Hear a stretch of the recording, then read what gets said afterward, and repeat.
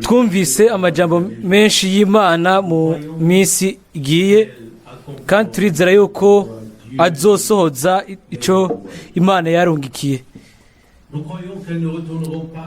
Turizera yuko amajambo atazosubira inyuma ubusa ku Mana, ariko yuko ico Imana ikoze gitegerezwa kugaragara.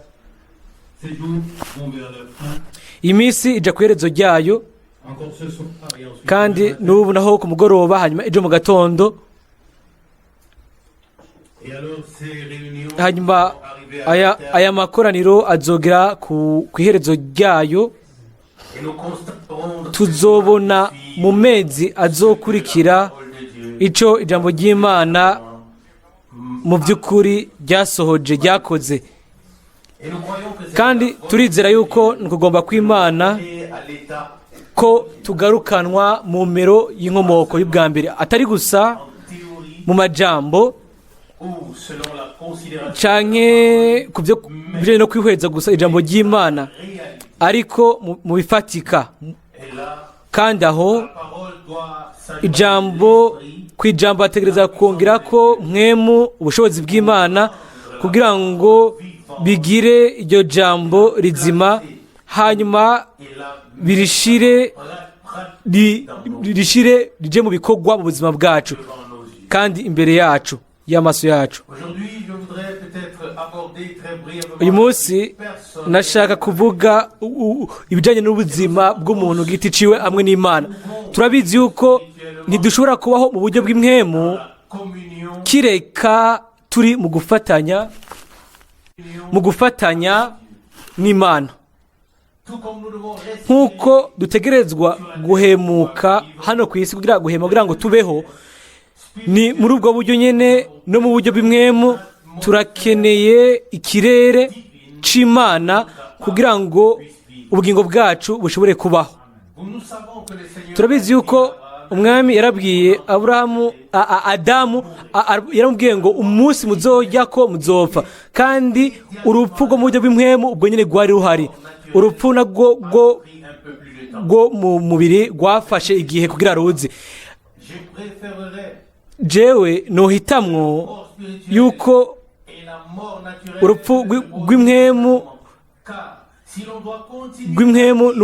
n'urusanzwe rugobera rimwe, kuko hako umuntu abandanya kubaho mu gihe yamaze gupfa mu buryo bw'imwemu, ahubwo ntiba ari kubaho, ahubwo kuba ari kubaho uturubitswe. Hama umwami aravuga ngo naraje kugira ngo ndabahe ubuzima, ndabahe ibihagije, kandi ibyo turabyizera n'imitima yacu yose. Amen. Turizera yuko Imana ishobora gutanga byinshi birengereye gusumba ibyo Satani yibye. Amen. Ibyo turabyizera n'imitima yacu yose. Hanyuma igihe umwami wacu avuga ngo nzobagarukanira, nzobasubiza imyaka iyo misiba yose yariye nzige, ibyo rero ni by'ukuri 100% nk'uko biri muri Yoweri 2:25. Hanyuma mu murongo aravugamwo ijambo ryiza, akavuga ngo rero muzojya ngo mute akabi, kandi muzotazira izina ry'Imana yanyu, uraho Imana yanyu. Yoweri 2:26. Rero igihe Imana iba igarukanye ibyagi, aho rero tuba dufise ibihagije byo gufungura, tugahimbaza izina ry'Imana yacu uhoraho. Amen. Muri ubutumwa bwa Data Branham ngo mbega ubuzima bwanyu buberanye n'ubutumwa bwiza. Branham aravuga ngo mu Kristo wategerezwa kugira ubufatanye, ukagira aho uhurira wowe ku giti cawe n'Imana, kugira ngo ducike abana b'Imana. Mutegerezwa kwinjira mu gufatanya n'ubuvyeyi hamwe n'Imana. Ategeza kuba ari so wanyu kugira ngo namwe mube abahungu bewe, kuko ni gusa abahungu n'abakobwa biwe gusa abo nibo bakijijwe, atari bivanye ikoraniro kanaka bakoraniramwo, ariko nk'abana abahungu n'abakobwa. Ibyo bikoreka gusa mu buryo bumwe gusa, ni kuvuga biba biciye mu kuvuka ubwa kabiri. ni gusa biciye mu kuvuka bwa kabiri niho twinjira mu gufatanye n'umubyeyi Imana. Aho niho gusa ducika abahungu n'abakobwa biwe.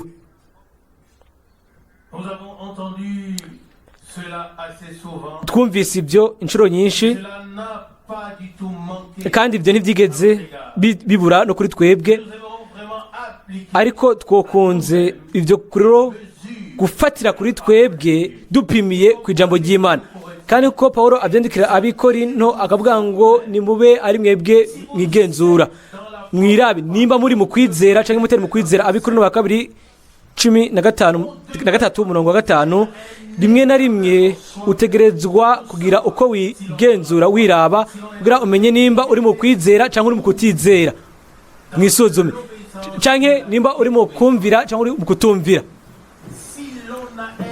Iyo ufise bufatanye, iyo ufise aho ufatanira n'Imana cyangwa utabifise, iryo jambo ryankoze ko mu Kristo utegerezwa kugira aho uhurira ogiti cyawe n'Imana. Hanyuma akavuga mu kubandanya muri ubwo butumwa akavuga ngo Mana, mpagaze hano imbere y'ano koraniro n'ibiganza bitaritse bimanitse, kora kugira ngo mbeho uburyo nshobora kuguhimbara. Amen. Amajambo yawe acika amajambo yanje, hanyuma ndayazirikane mu mutima wanje, ba mu mutima wanje ube no mu byiyumviro byanje. Shira amabwirizwa yawe mu mutima wanje kandi no mu mwemu yanje no mu byiyumviro byanje, kuko nshaka kukubona.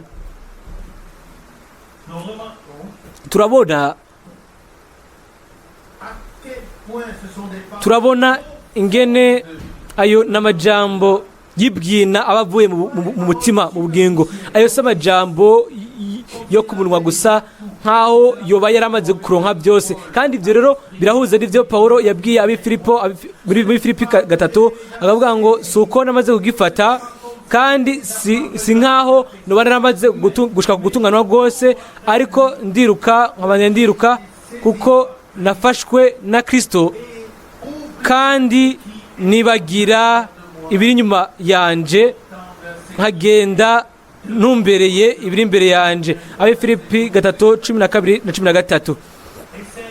Kandi aya makoraniro ategerezwa kugira iyo ntumbero, nubwo tudashobora guca duhita dusarura bunyene, ariko aya makoraniro ategerezwa kuba afise icyo tubereye kimwe, yuko urubuto rwiza rw'ijambo ry'Imana ruba rwabibwe, uruzo mu nyuma ruzogira ibyo gusarura byinshi kandi bihimbara Imana.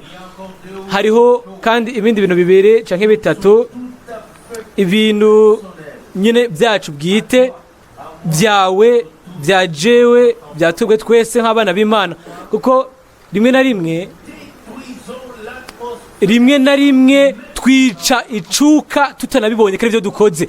Rimwe na rimwe dutuma haba imitongano tutabishaka. Rimwe na rimwe hakaba umucano ariko atari byo twari tugambiriye. Kandi aho rero biba bikwiriye cyane yuko turongorwa na mwemu w'Imana, hanyuma nitwe tuba abantu bakora hanyuma ngo dukore ngo twiyumvire mu nyuma, ahubwo tubanze kwiyumvira hanyuma dukore.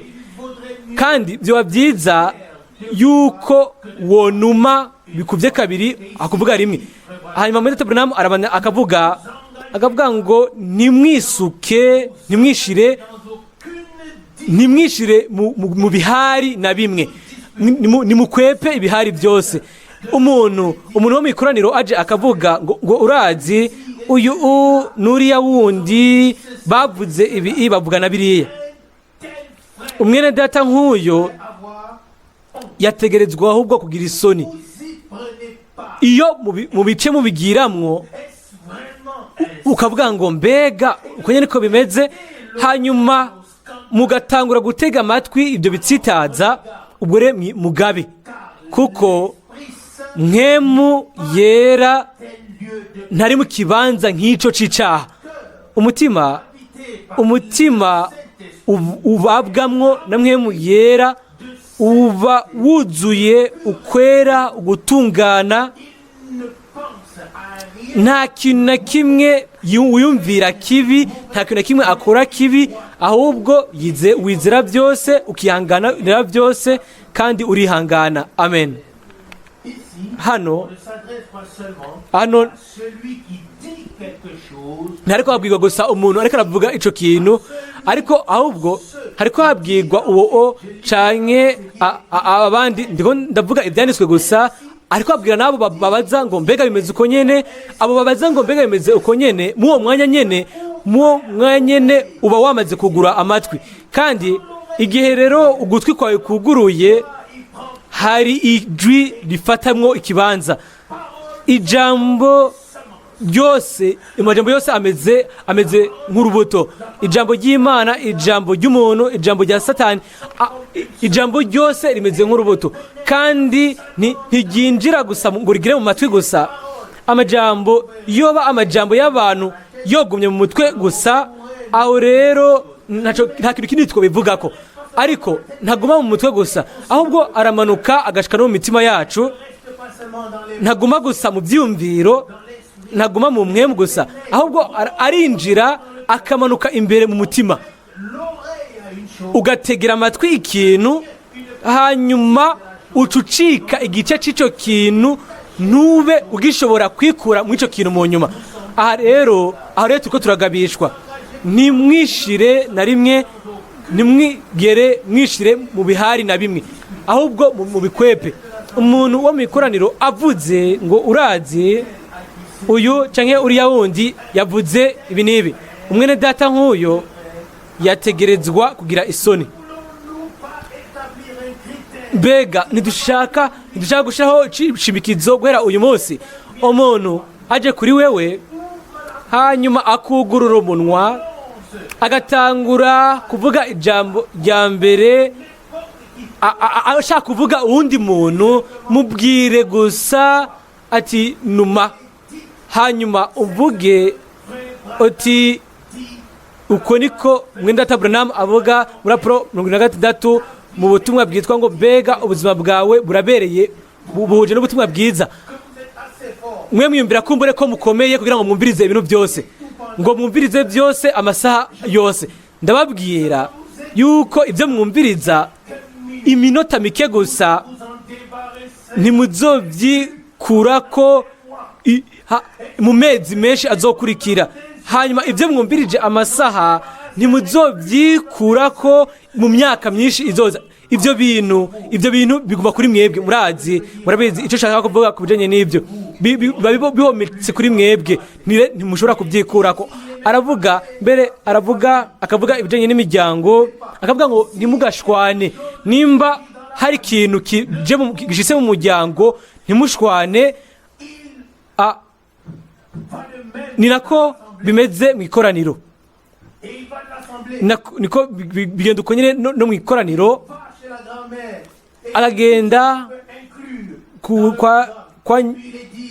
hano aravuga mu bibandanya gusomwa, akavuga ngo ntimugashwane kuko uburake bubyara ubundi burake.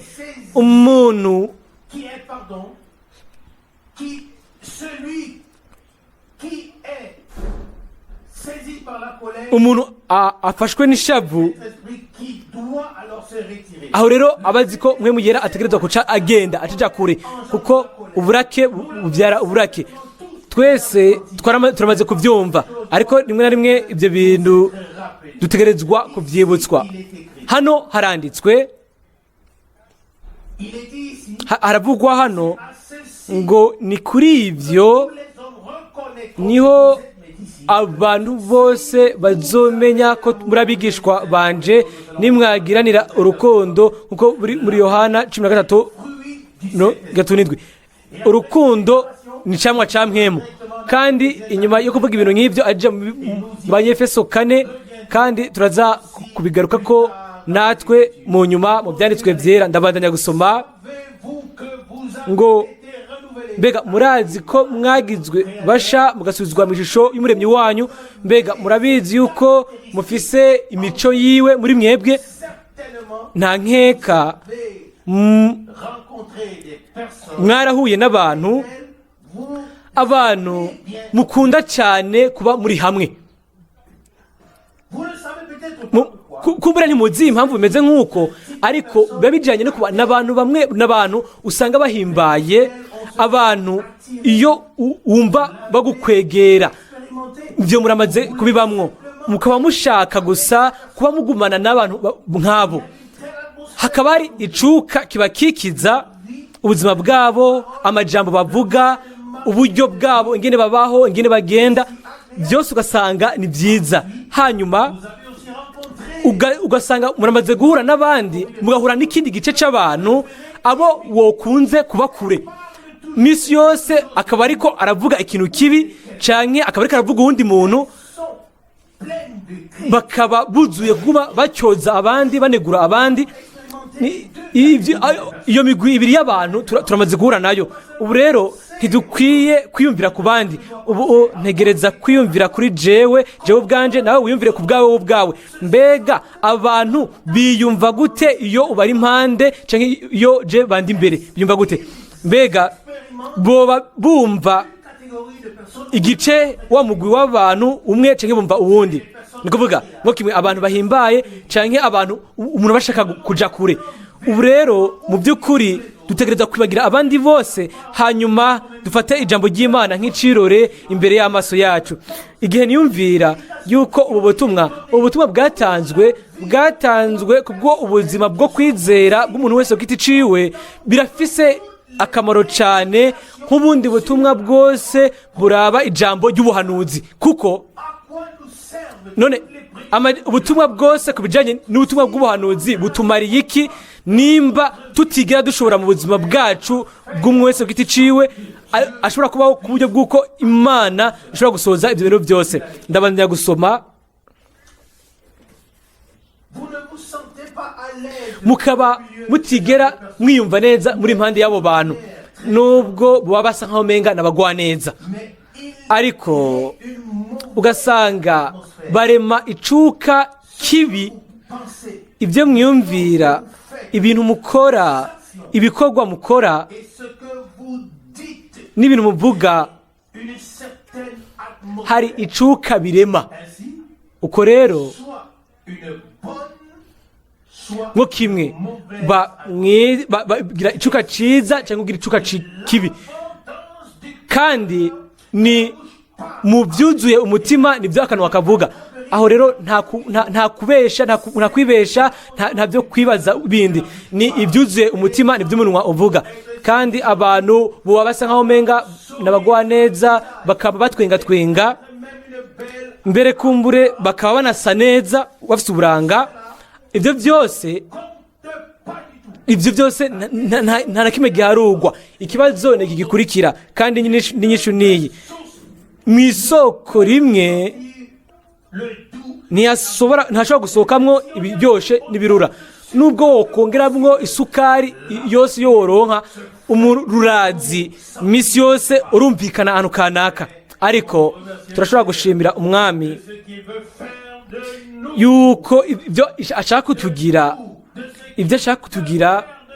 ibyo ashobora kutugira, kandi n'ibyo azotugira twebwe abantu bahinduwe mu ishusho ya Yesu Kristo. Amen. Kuko turizera yuko Imana hari ikintu iri kirakora cy'igitangaza, ariko birakwiye yuko haba hari icuka ciza ubwa mbere mu buzima bwanje no mu buzima bwawe, hanyuma hakaba n'icuka ciza hagati yacu. Kandi dutegerezwa kubona ibintu byiza byo kuganira ko, kugira ngo ntituhave turema uruhagarara canke icuka kidakenewe mu nyuma kizoba ikidashobora kwihanganirwa. Aho Imana iri, aho haba hari uguhoza kuva ku Mana, aho hariho ugutahurana. Umwe aratahura uyundi atarinze kuvuga, ahantu hari uguhuza kuva ku mana mu mutima wawe no mu mutima wanje, aho turatahurana hamwe n'Imana kandi tugatahurana hagati muri twebwe.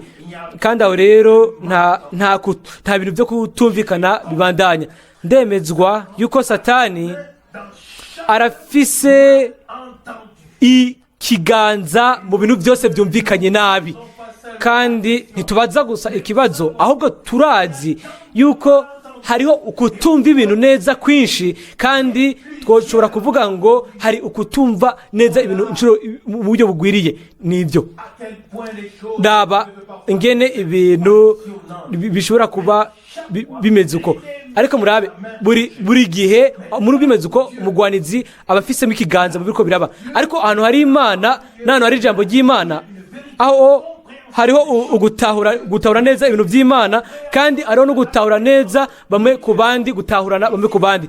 Hano rero Mr. Branham arabandanya akavuga ngo ntimugashwane n'abandi, mbere no mu miryango nk'uko nabivuze. Urukundo ruvyara urukundo, uburake nabwo buvyara ubundi burake. Hano ibyo bintu bibiri biravuzwe kimwe inyuma y'ikindi. Hanyuma acaza ku byo umwami wacu yavuze, akavuga ngo nabahaye akarorero kugira ngo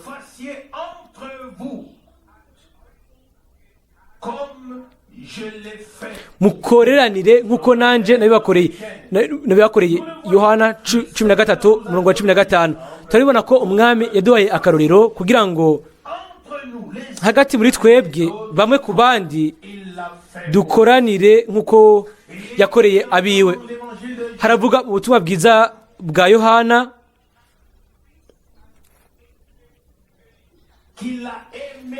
yuko ngo yakunze abiwe kandi mu rukundo rwuzuye. Urukundo ntaho ruzohera. Abikorinto ba mbere 13:8. Hanyuma mwene data Branham acaza agashika ku bigeragezo byiwe yaciyemwo n'ingene Satani yamugerageje mu gihe cyo kugeragezwa ciwe. Aravuga ngo inyuma yuko Imana yahagaritse kumvugisha, Satani yaciye afatayo ako karyo. Hanyuma aravuga Satani ngo wewe wavuze ko ngo ni Imana nziza, ngo ariko nubwo biri uko ntinaraba yuko uri kurataka. Yaratakambye, arasenga, ntiyeshugwa. Hanyuma aravuga mu butumwa ati Satani yaraje aravuga ati ibyo byose warabikoze, ariko ubu rero igihe rero ari we ugezwe ko naho wabwiye abandi bose ngo bizere ngo umuganga mukuru, ngo bizere ukiza mukuru. Ubu rero wewe uragezwe ko umwana wawe ajyamye hariya ariko arapfa, kandi nawe ntiyakumvirije. Akamwereka ibyo bintu byose. Murazi ikivamo cyavuyemo. Ndashaka kubasomera inyuma y'uko Satani yashitse yahejeje ibyo bintu byose haravugwa hano ngo hanyuma naravuze nti Satani mva herera inyuma. Amen. Mbega ibyo byari biki mu mutima wa Mene Data Branham? Ibintu by'Imana byari byimbitsemo cyane bikomeye. Yari yacitse igice gikomeye cy'ubuzima bwiwe. Hanyuma ibyo yacamwo n'ibigeragezo bibi bishoboka ntibyashobora gukuramwo mu bugingo bwiwe icyo Imana yari yarakoze. Amen. Aho rero ndiyumvira yuko turashobora kuvuga ibyo bintu nyene.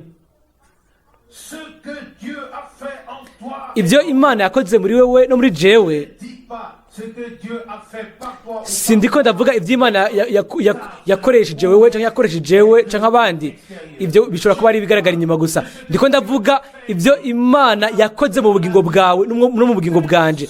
Nta muntu n'umwe ashobora kubidukuramo, kandi turabizi yuko igihe umwami yemerera Satani ngo akubite Yobu, yamutegetse aramubwira ngo ariko ntuza gukora ku bugingo bwiwe. Amen.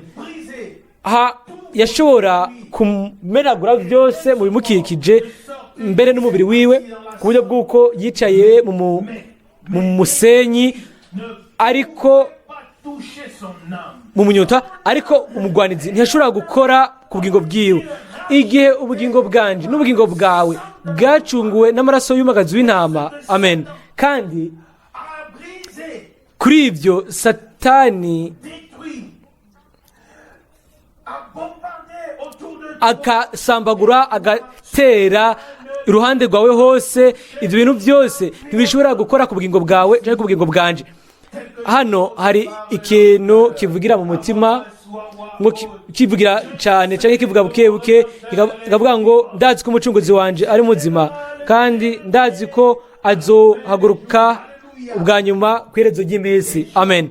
Yobu akavuga ngo naho no kwambugwa umubiri wanje nzobona Imana. Mbega ibyo ni biki? Ibyo Imana yakoze mu bugingo bwiwe, amen. Mwendata Branham araheza iyo nkuru yiwe yo kubigeragezo agaheraheza n'aya majambo akurikira, akavuga ngo naho wondungika ekuzimu nzoguma ndagukunda, kuko hari ikintu cankozeko, ikintu kitigira kindekura. Haleluya, amen. Hari ikintu cankozeko. Mbega ico ni giki? Ico camfashe ni giki? Ni umukiza, n'urukundo rw'Imana rwadusohoye, kandi nk'uko Paulo abivuga, kandi twamaze kuvuga muri Filipi 3 ngo kuko nanjye nafashwe na Kristo. Si twe twamukunze, ahubwo niwe yabanje kudukunda. Si twebwe twamurondeye, ahubwo niwe yaturondeye kandi niwe yaturonse. Muri ubwo butumwa hariho ibintu byinshi bitegerezwa by'ukuri gushirwa ku mutima. Je ku ruhande rwanje, kuje kubindaba, nawe ku ruhande rwawe ibikuraba. Hano arabandanya akagaruka ku mbero uko ishengero rimeze, avuga ngo nk'akarorero, iyo abagore baduye imishwano, imitongano mu ikoraniro biciye mu guhamagarana ku matelefoni, mbega ubwo n'ubuzima bubereye ubutumwa bwiza. Umuntu agabuyemo ishengero hanyuma akarema imitongano, ugushwana hagati mu bandi, mbega ubwo ni ubuzima bubereye ubutumwa bwiza ubwo tuvuga? Inyishu irasanzwe, ariko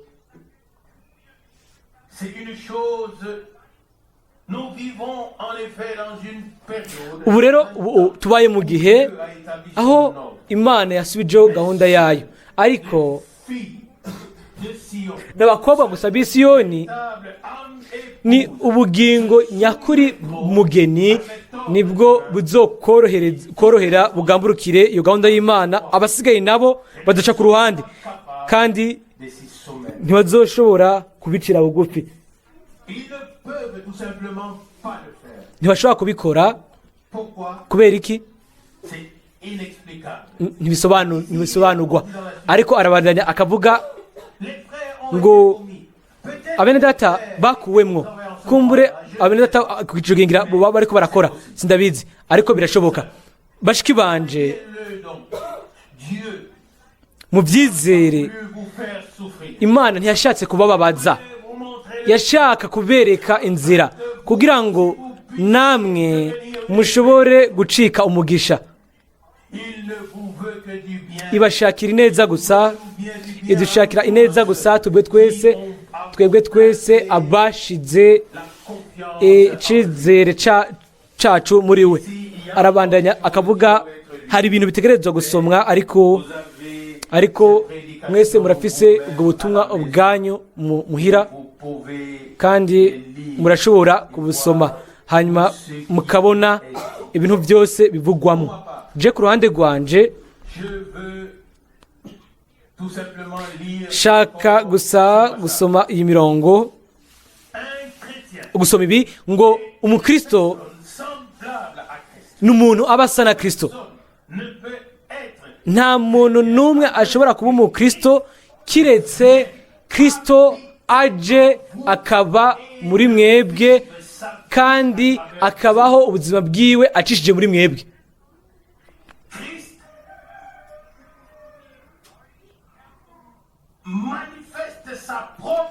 Kristo agaragaza ubuzima bwiwe bwite mu buzima bwiwe, hanyuma mukaca mukora bya bindi nyene ibyo Kristo yakora. Ubu rero tugira icifuzo bikomeye mu mitima yacu, tukavuga tuti oh mana, eheraba igipimo. Umukristo ni umuntu asa na Kristo, kandi ibyo rero ntibisigura yuko tuca twambara impuzu zariya mu burasirazuba cyangwa ngo tureke utwirwanwa burebure cyane ngo tugende twambaye amasandari. Ibyo abantu bose bashobora kubikora. Oya, ntibijyanye n'ibisa bigaragara inyuma, ahubwo bijyanye niba bibiri imbere. Umuntu asa na Kristo kubera ko Kristo yaje kuba muri twebwe. Mbega muri Data Branham yavuga iki mu butumwa? Agavuga ngo kumbure ni dukunda kwitirirwa ibyo, ariko yaravuga ntidukunda kwibutswa ibyo, ariko aravuga ngo iyo ba imwemu ya Hitler yari muri jewe nokoze ibikorwa Hitler yakora. Iyo ba imwemu ya Beethoven yari muri jewe nokoze ibyo Beethoven yakora. Nimba rero ubuzima bwa Shakespeare bwari muri jewe nokoze ibyo Shakespeare yakoze. Ubu rero aravuga ngo rero nimba muhemu wa Kristo ari muri jewe, aho rero ubuzima bw'Imana buba muri jewe, aho rero azobaho ubuzima bwanje acishije muri jewe, kandi azosoza ibikorwa bya Kristo aciye muri jewe. Amen. Aho rero tuba duhuye n'agahigo, ako rero n'agahigo gakomeye, ako twoba twahushizwe imbere twebwe twese. Nshaka kuvuga yuko ntitugifise ibibazo, basi ndavuga ku bintu bijanye ibyo Imana yahishuriye muri Data Branham. Nimba hariho abantu bamwe bafise ibibazo ku bijanye n'ubutumwa,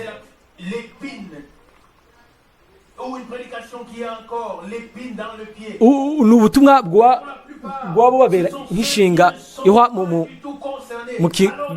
mu kirenge, ibyo mubanze mubireke gato, mubandanyize n'Imana yanyu. Turiza n'imitima yacu yose yuko Imana yarungitse umuhanuzi wayo, yuko Imana yavugiye mu kanwa kiwe, kandi yuko amajambo yose y'Imana araturaba jewe nawe, kandi dutegerezwa kuyagamburukira.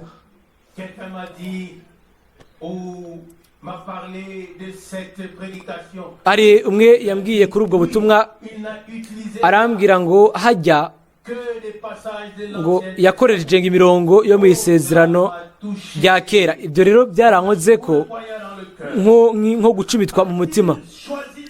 Mbega wenyine ubwiwe niwe yacaguye ibyo bintu canke ni umwami yabimuhishuriye? Mbega umwami ntiyamuvugishije?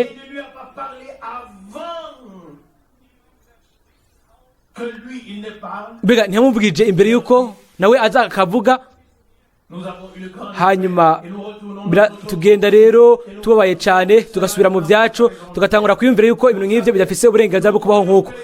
Murabizi, twibaza yuko twizere ko Yehova mu izina rya kera ari we Yesu mu izina rishasha, kandi yuko uyu munsi yovuga bya bindi nyene nk'ibyo yavuze ari ku musozi Sinayi canke hariya ku musozi wa Elayo canke ahariho hose canke ahandi.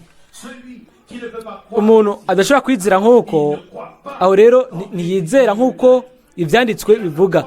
Afise ukwizera kwiwe, kandi uko nikuzigera kumushikana ku ntumbero. Dutegerezwa kureka canke tukareka tukabwirwa ibyo nyene tukabibwirwa uko irindi rimwe. Nubwo Petero avuga iri jambo mu cete ciwe ngo basunitswe na mwemu w'Imana niho abo bantu abagabo bera bavuga iby'Imana. Iyo tubihweje bose bari abera, bari abantu Imana yabafata nk'abera basunitswe na mwemu w'Imana bakavuga, kandi riba ari ikoraniro ryera niryo umwami yahamagariye gusohoka iryo yacunguye akaribohora, kandi akaba yarifashe nk'ishamvu yayo. Amen. Hano nashaka gusa gusoma ibyo mvuge ibyo imbere ya buno butumwa buzwi cyane. Mwenda Branham aravuga ngo mperuka kuvuga ku butumwa yuko abagore bategerezwa kugamburukira abagabo babo. Hanyuma aca haza ijambo ryo kumvira, hanyuma agaca akarongo akavuga ngo kumvira birafise uburenganzira bwo kuba aho. Haize igihe kirekire iryo jambo ryaribagiwe mu bijanye n'ivy'ubukwe. Ubu baba muri Amerika si hariya gusa, ariko no mu Burayi naho niko bimeze. Ako ni je ndakongeye ko munyihanganire, baba muri Amerika hanyuma bagashaka kubumvisha yuko ngo ntibategereza kugamburuka kumvira. Hanyuma akaca avuga ngo igihe cyose mutabikora ntimunakwiye kuba mwo kwita ngo muri abakristo, kuko ntimuba muri bo. Iryo jambo riragumye. Ijambo ry'umwami riragumye. Igihe yaba ariko aravuga ijambo rigumye, abantu bose bamuvako. Hanyuma akahindukiza amaso akaraba abamukikije, agahindukira bamwe bagumye ngaho, akababwira ngo namwe ntimushaka kugenda nkuko biri muri Yohana 6:60. Kandi aho rero niho havuzwe amajambo meza cyane, aravuga ngo mwami twogenda kwande wundi ko ari we gusa afise amajambo y'ubugingo budashira. Yohana 6:38. Aba rero arabandanya akavuga mu butumwa, akavuga hano ngo igihe cyose mutabikora ntimukwiye no kwita abakristo, kuko ni muri bo. Jewe sinitwararitse ibyo muba mwarabayemo, nimba muvuga mu ndimi, nimba by'ukuri mutumvira mugabo wanyu, ntimuri mu kugomba kw'Imana. Hariho abantu benshi bavuga ukugomba kw'Imana, hanyuma bo ukugomba kwabo bwite bakumva ngo ugomba kw'Imana. Ni ukugomba kwabo, ni ugomba kw'Imana baba baricuriye. Ariko iki nico gishobora gupimirako, cyo gufatirako. Ibyo byaravuzwe aheze imigoroba mike. Imana yacize umugore ko aganzwa n'umugabo inyuma yo kugwa. Hanyuma umugore wese yikuye mu kuba aganzwa n'umugabo, ubwo nyene mu uwo mwanya aba yishize kuganzwa na Satani. Kandi iryo jambo sindarikuramwo. Iri ni jambo ryera ry'Imana, kandi murashobora kubisoma. Nibyo ntiturano kugira ngo tuvuge kuri uwo mutwe, ariko murabona yuko mwemu w'Imana yabwiye mwene data Branham muri ubwo butumwa nyene, amubwira ibi, amubwira n'ibindi bintu, kugira ngo dushobore kwakira bihagije. Kandi ubwo butumwa bwatanzwe muri 33 inyuma yuko byose yari amaze imyaka 2 imbere ko byose abishurirwa.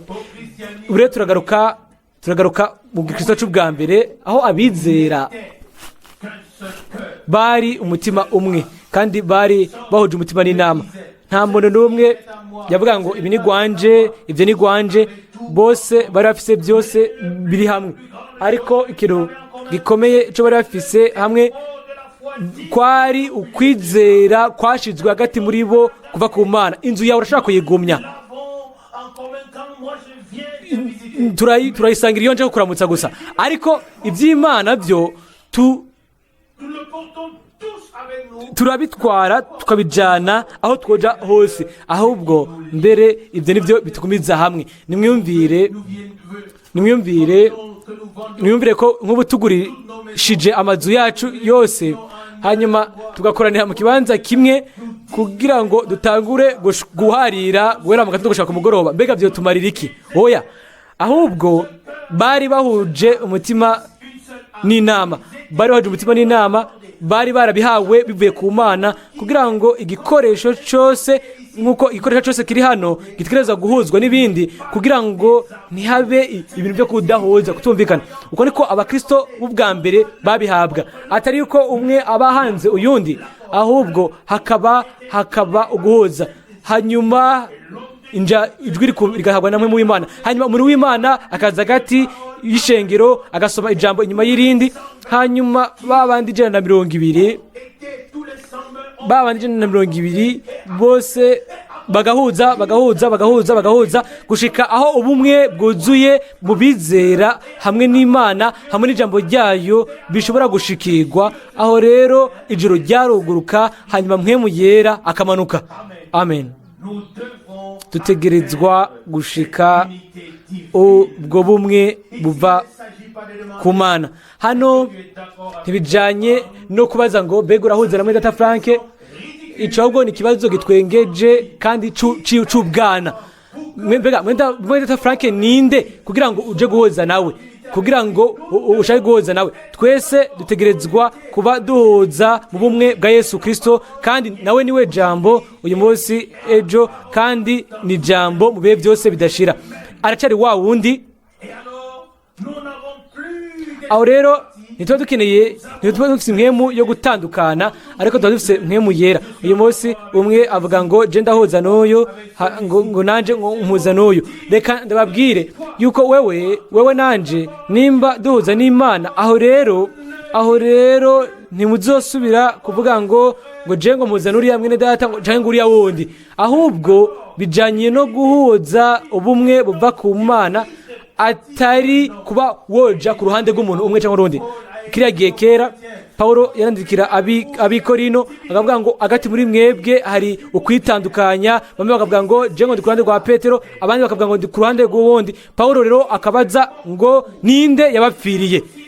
Ico nico kibazo uyu munsi cobazwa, si kibazo cyo kumenya nimba duhuza n'uyu mwene data canke uwundi. Jewe shaka guhuza n'Imana hamwe n'ijambo ry'Imana, aho rero tuzoba duhuje hagati muri twebwe. Amen.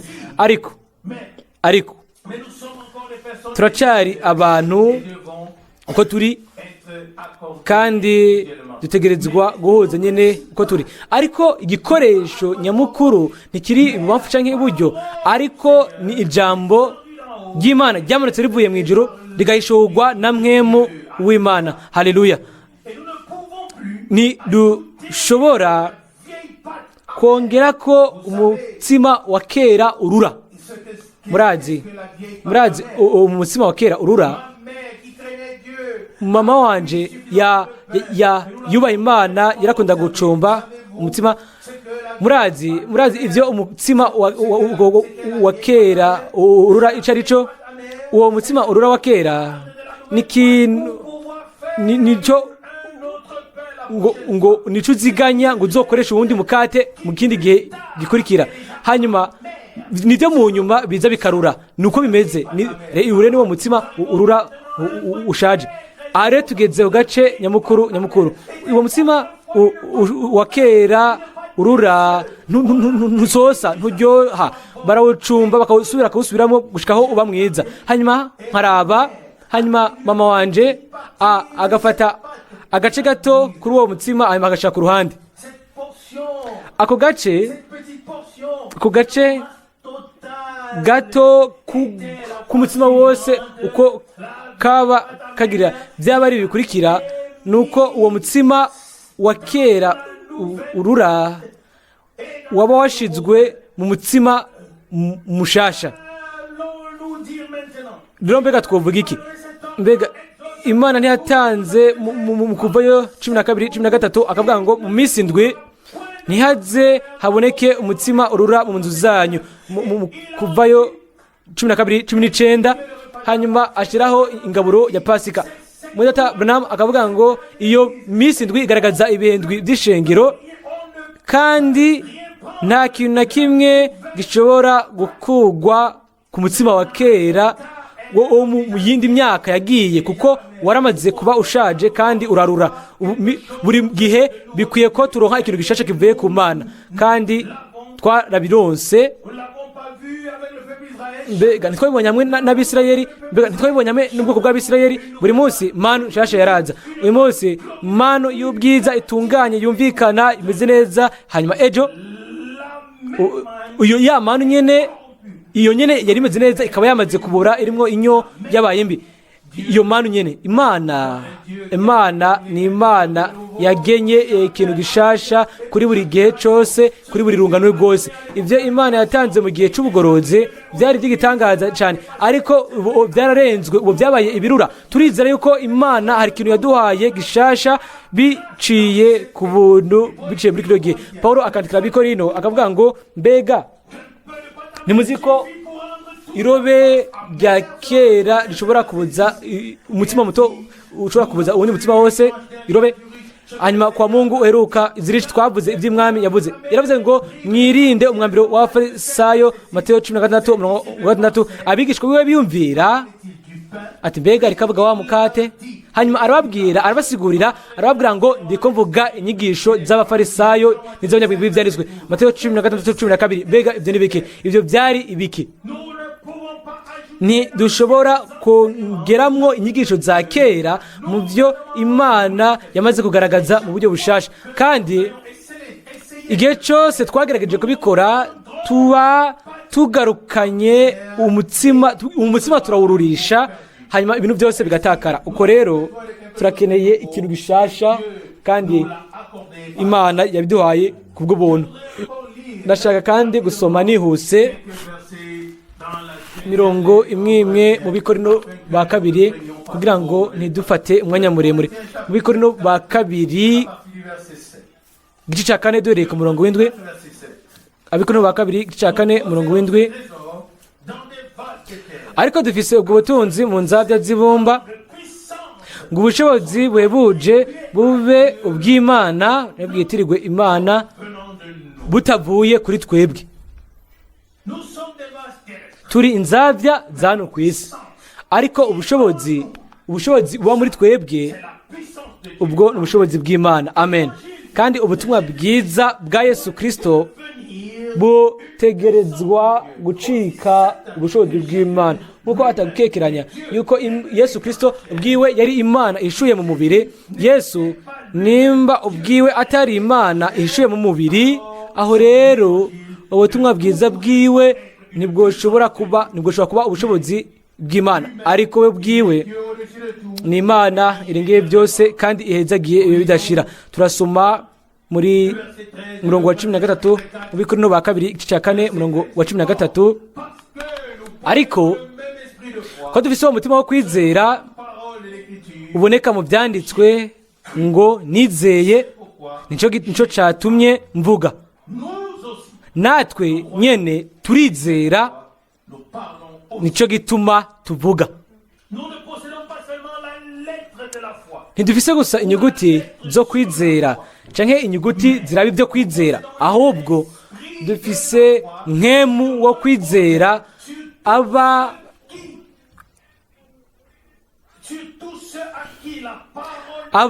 kubo ijambo ry'Imana bose baribyegwa, kuko niko bihomekerwa na mwemu yera. Kandi twumvise jambo biciye kuri mwemu w'Imana. Ntidufise kwizera gusa, ahubwo dufise mwemu wo kwizera, kuko Imana yaratuvugishije. Hanyuma aravuga akavuga ngo narizeye, nico gituma navuze. Umurongo rero wa 17 naho turasoma akavuga ngo kuko amarushwa yacu aho ahutse y'aka kanya ka none yiyongeranije cyane kudushikiriza ubwiza buremereye bw'ibihe bidashira. Umurongo wa 18, kuko natwe ntituraba ku biboneka ariko turaba ku bitaboneka, kuko ibiboneka ari iby'igihe gito ariko ibitaboneka bikaba iby'ibihe bidashira. Mbega iri si ijambo ry'igitangaza. Umutwaro ushobora kuba uremereye ariko igihe twororamuye amaso tukaraba Yesu, uwo mutwaro urawahuka. Amen. Turashobora kuba twamaze gushonga, hanyuma ikiganza ciwe kikaduhagurutsa, hanyuma tukaja imbere mu kwizera. Amen. Aravuga rero hano ku murongo wa 17 ngo kuko amarushwa yacu y'igihe ca none, jewe nawe dushobora kuvuga tuti uyu mutwaro uraremereye cyane ntidushobora kuwutwara, ariko hano ijambo ritubwiye yuko ngo ni umutwaro uhawutse. Dutegerezwa kubiraba nk'uko Imana ibipima, aho rero ibintu byose bitandukanye. Iyo tubishize ku munzane wacu, aho rero urushinge rurerekana ibyo gwerekana, ntituba tuzi icyo bikoresha, ntitumenyera aho tukwiye kuja. Ariko iyo twishize ku munzane w'Imana, aho rero turumva amajambo ngo mushireko iyi myitwarariko yanyu yose. Aho rero turumva amajambo ngo muze kuri jewe mwebwe abarushe n'abaremerewe, nzobaha ikiruhuko c'ubugingo bwanyu. Aho rero turumva ijwi ry'utubwira ati byose mubishire ku birenge byanje, nukunze minsi yose kubikora kubw'ubuntu bw'Imana. Amen.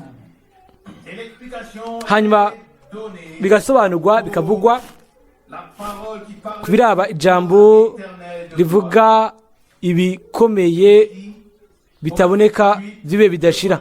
Hano re umurongo wa 18 mu Bikorino ba 4 igice cya 2 umurongo wa 4 ngo kuko natwe turaraba kubiboneka ariko turaba ku bitaboneka. Dutegerezwa kuraba ku bitaboneka nkaho tubibona. Aho rero ubushobozi bwiwe buzo dushikira.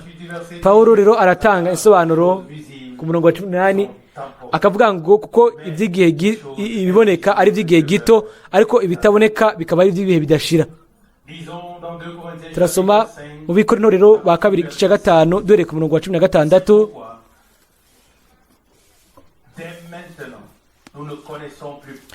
Nico gituma uhereye none tutakigira uwo tumenya ku by'urukoba,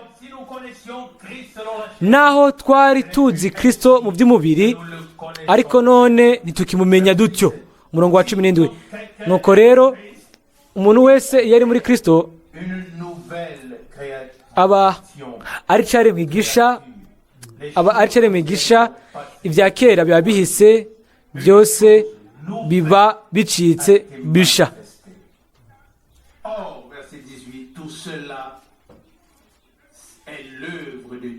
Ariko ibyo byose biva ku Mana. Mu Gifaransa ngo byose ni igikorwa c'Imana yatwiruje ko ku bwa Kristo ikaduha igikorwa cyo kugabura umwuzuzo.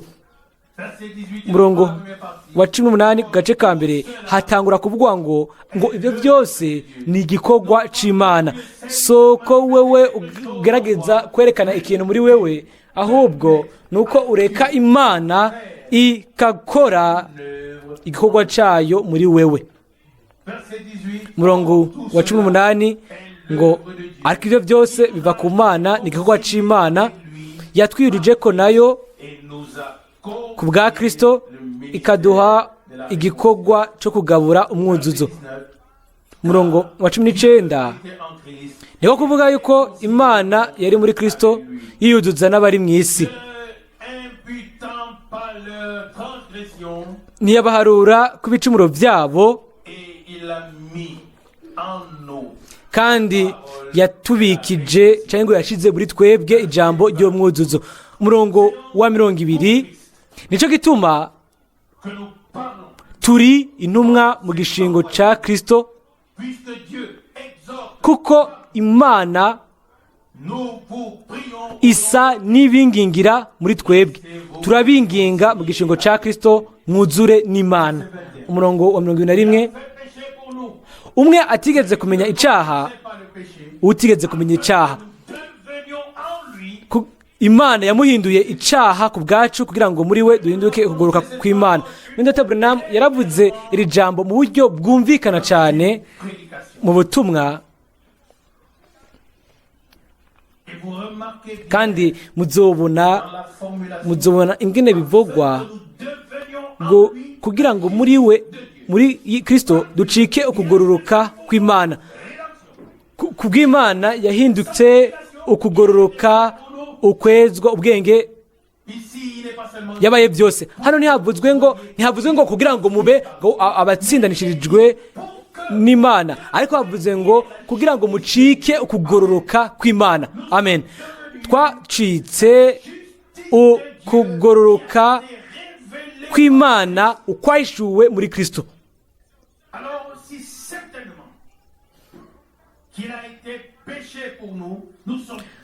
Nk'uko atagukekeranya yuko yacitse icyaha ku bwacu, nawe twabaye ukugororoka kuva ku Mana. Abantu benshi ibyo ntibabyumva, ntibitahura, kandi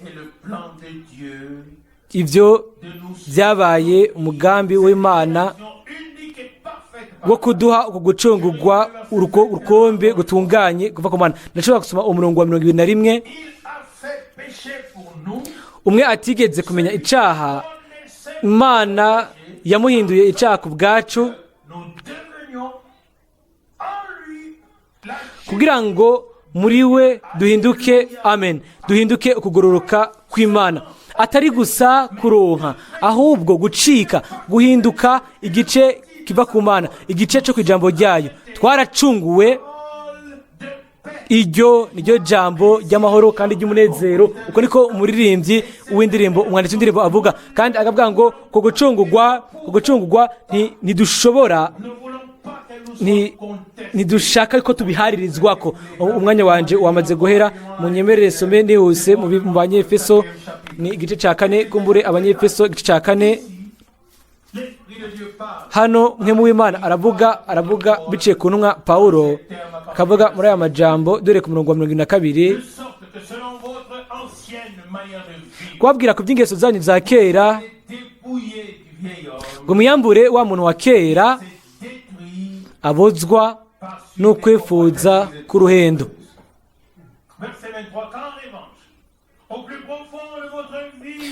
mugahinduka basha mu mwemu y'ubwenge bwanyu, mukambara wa muntu musha yaremwe mu ishusho y'Imana mu kugororoka no mu kwera k'ukuri. Mbega murabona ibyo ari byo? Muri Kristo twacitse ukugororoka kw'Imana. Hanyuma hano ngo dutegerezwa kuba twaremewe mu ishusho y'Imana. Mu Baheburayo igice cya 1 haravugwa yuko Kristo ari we shusho y'Imana. Hano dusanishwa nawe, kuko icyo tuzoba kitaragaragara, ntikirahishurwa, ariko igihe ibyo bizogaragara bikagaragazwa, aho rero tuzoba dusa nawe, nkuko bivugwa muri Yohana 1:3. Amen. Turashobora kubyizera kuko ni ijambo ry'Imana. Iyo twirabye uyu munsi tukaraba nk'uko abantu baraba, turafise amabekiye, ibintu byose biracumbagira, ariko ni gusa kuraba uko isi ibona, ni kuraba ku mubiri gusa, ariko mu buryo bw'imwemu muri Kristo twacitse ukugororoka kw'Imana, kandi ubuzima bushasha butangura kubera kugira ngo busohoke. Hano Mwemu arabandanya akavuga biciye muri Pawulo, akabwira abantu bategereza kuremwa mu ishusho y'Imana mu kugororoka no mu kwera k'ukuri. Rero umurongo wa 25 hacavugwa ngo maze mwiyambuye ibinyoma, umuntu wese avugane iby'ukuri na mugenzi we, kuko turi ingingo za bagenzi bacu. Umurongo wa 46 nimwaraka ntibakoreshe icyaha, izuba ntirirenge mukiratse. Umurongo wa 27 kandi ntimuhe wa mugwanizi icicaro. Umurongo wa 28 uwiba ntakongere kwiba, ariko apfume acumukura akoresheje ayiwe maboko ibyiza kugira ngo aronke ibyo gufasha ukenya.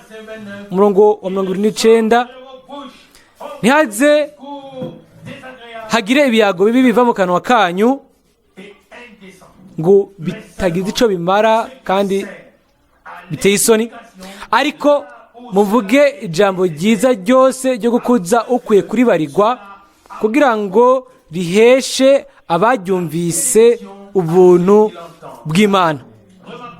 Murabona hano turagaruka ku byo muri Databunam yavuze muri ubu butumwa yuko dutegerezwa kuja ku ruhande rw'Imana. Hano hari kwabwirwa abantu bategerezwa guhindurwa, bagahindurwa gushirwa mu mero ya Yesu Kristo. Ureke ubwigwe ukogwe ko nanjye ngomba ndeke mbwigwe, hanyuma twebwe twese hamwe tuvuge tuti mwami ngirira ubuntu kugira ngo uyu muntu wa kera ndamwiyambure. Umuntu mushasha yararemwe, ariko dushaka kwiyambura uyu muntu wa kera rimwe na rimwe. Aho rero niho haba umubabaro ukomeye. Iyo Imana gusa yarakuyeho umuntu wa kera byari kuba byoroshe, nta bibazo byabaye bihari, ariko Imana yaremye ikintu gishasha hanyuma ikavuga ngo heraba ibintu byose ndabigize bisha, ibya kera byarenganye. Amen. Ariko hano turabwirwa ngo mwiyambure umuntu wa kera. Turiyambura tukamenya ibintu bidashobora kuguma imbere y'Imana, kandi tukabizana kimwe inyuma y'ikindi, kuko turabizi yuko umubiri wacu wagenewe kuva urusengero rwa Mpwemu Yera. Haleluya.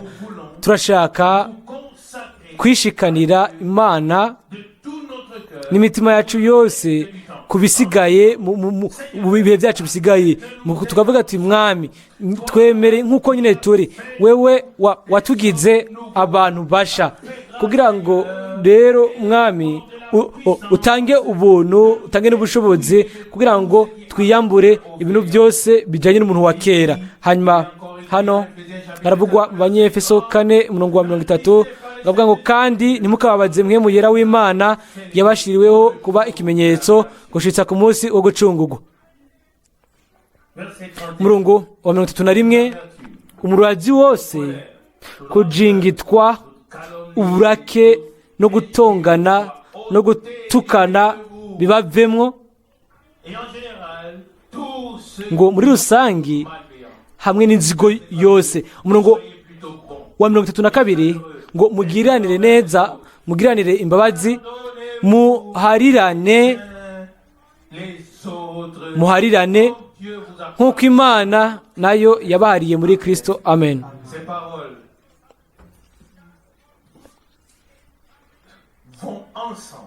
Aya majambo arajana. Ubuzima bushasha duhawe n'Imana, ukwiyambura umuntu wa kera, hanyuma nk'uko twabisomye hano dutegerezwa kumvira ibyo ashinze. Hano turabwirwa yuko igihe tuvuga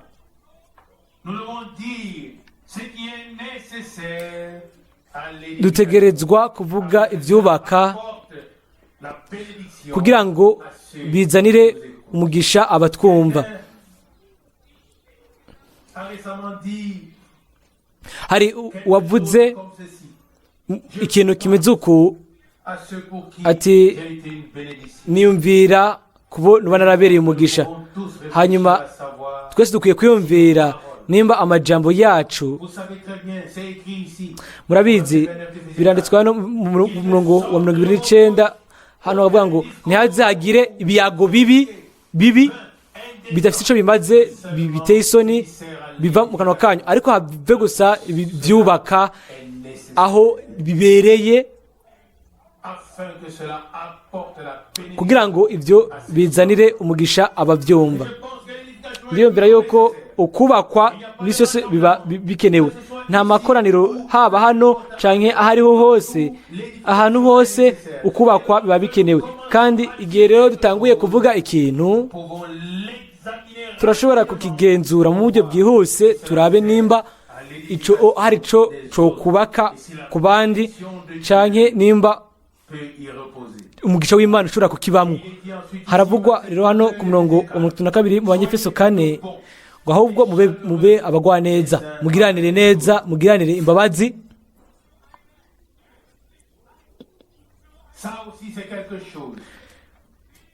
Iki naco ni ikintu dutegereza gushika mu gufatanya nk'uko byari bimeze ubwa mbere mu bakristo b'ubwa mbere mu gihe c'intumwa. Kubwo buntu ndizera ko bizomera uko gushika kwerezo. Nta muntu n'umwe ashobora kubinkuramwo. Urukundo rutunganye, ubuntu, hamwe n'ibintu byose Imana yaduhaye bizogaragara mu ishengero mugeni kubwo buntu. Arabandeje kuvuga umurongo wa 32, mugirane neza, mubagwa neza, mugiranire imbabazi, muharirane nk'uko Imana nayo yabahariye muri Kristo. Mbega Imana yaduhariye gute jewe nawe muri Kristo? Biciye ku maraso y'umwagazi yaramenetse kugira ngo habe ukwiduza n'Imana, turonke ikigongwe. Umuntu ari mu buntu, musi y'ubuntu, ku maraso y'impongano ya Yesu Kristo, umuntu atwaye ikigongwe mu mutima wiwe, uyo azobabarira, uwazibagira, kandi byose bizotererwa mu kiyaga cyo kwibagira. Umuntu adashobora kubabarira ategerezwa kwibaza nimba yoba yararonse ikigongwe. Murabizi yuko ni umutoza kori uwo umwami yeshuriye, hanyuma aramubwira ngo nawe arishura ati aho nivye ndasubizaho. Ibyo byari biki? Bwari ubuntu yahawe.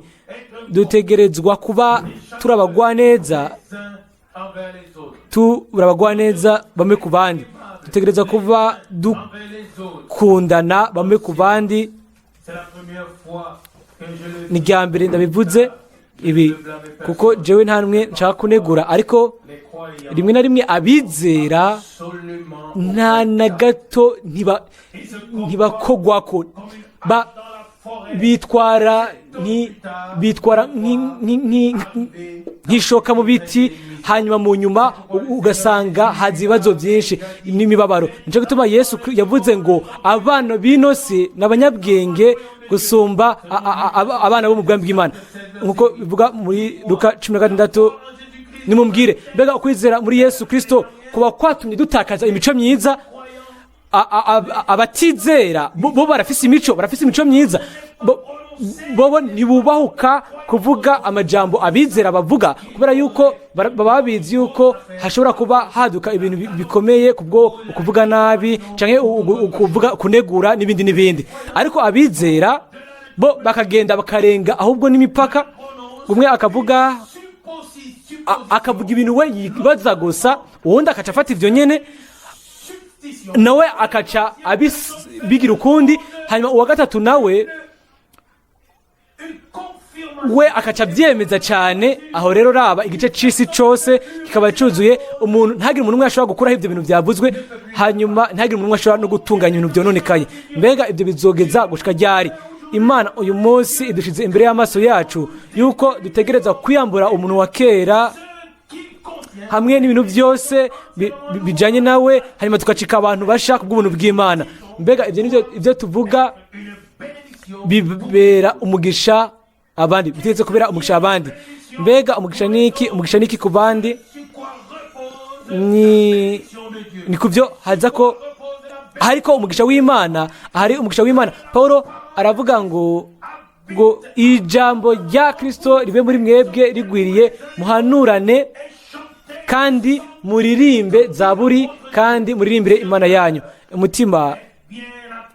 Umutima uhuje neza, aho rero umudiho uzoba uri ngaho, hanyuma hazoza amajambo, hanyuma hazoza uguhimbaza mu mwemu, kandi Imana izoshobora kwiyerekana yemeze ijambo ryayo ku bw'ubuntu. Umurongo wa 32 mu Banyefeso 4 ngo nimube abagwaneza, mugiranire neza, mugiranire imbabazi kandi muharirane nk'uko Imana nayo yabahariye muri Kristo. Ikigongwe cyuzuye, ukwiduza kuzuye, byose byaragarukanywe ku bw'amaraso y'umwagazi. Reka dushire ku mutima iri jambo ry'Imana, reka iri jambo ry'Imana kuno mugoroba dushire ku mutima, tuyishimire mu kwizera yuko ntidusaba gusa ibi bintu, ahubwo yuko izona biduha kandi izodufasha kugira ngo ijambo ryayo turishire mu bikorwa, kugira ngo nawe ubwiwe ashobore gushira ijambo ryiwe mu bikorwa biciye muri twebwe kubwo buntu. Imana yacu ni Imana y'ijambo ryayo, yarungitse umuhanuzi ijambo kugira ngo ahamagare umugeni jambo gusohoka. Nashaka nanje ico byonora byose kubigiramwo umugabane nawe. Amen.